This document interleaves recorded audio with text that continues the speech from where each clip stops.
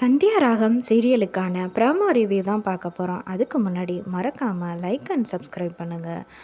பஞ்சாயத்தை கூட்டுறாங்க புவனேஸ்வரி. எப்படியாவது தனாவை வந்து கார்த்திக்கு பஞ்சாயத்தில் கல்யாணம் பண்ணி வச்சிடணும். அவள் கார்த்தியை கல்யாணம் பண்ணிக்கிறேன் சம்மதம்னு சொல்லிட்டு வா அப்படின்னு சொன்னோன்னே பஞ்சாயத்தை கூட்டுறாங்க.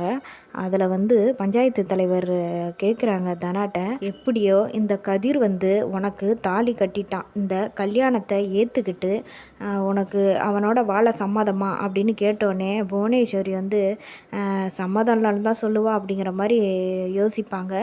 அப்போ தனா எனக்கு சம்மதம் அப்படிங்கிற மாதிரி சொல்லிடுவாங்க. இங்கே பாருங்கள் புவனேஸ்வரி, அந்த பொண்ணு வந்து எப்படியோ இந்த கல்யாணத்தை பிடிச்சிருக்கோ இல்லையோ அவள் வந்து தாலி கட்டினவனை ஏற்றுக்கிட்டா, இதில் எதுவும் நம்ம பேசக்கூடாது அப்படின்னு சொல்லிடுறாங்க. அதுக்கப்புறம் சீனுக்கிட்ட உனக்கு மாயாவை ஏற்றுக்க விருப்பமா அப்படின்னு தலைவர் கேட்டோடனே சீனு வந்து யோசிக்கிறாரு. அப்போ பத்மா, அவளோட அப்பா இந்த நிலமையில் இருக்காருன்னா அதுக்கு இந்த மாயா தான் காரணம்.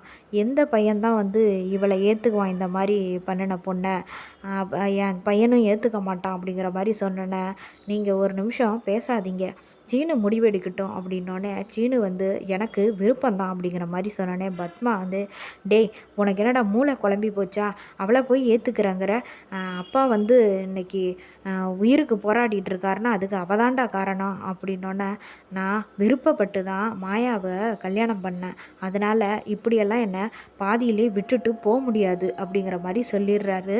இதை கேட்டு பத்மா வந்து ரொம்ப கோவமாக இருக்கிறாங்க. அதோட முடியுது.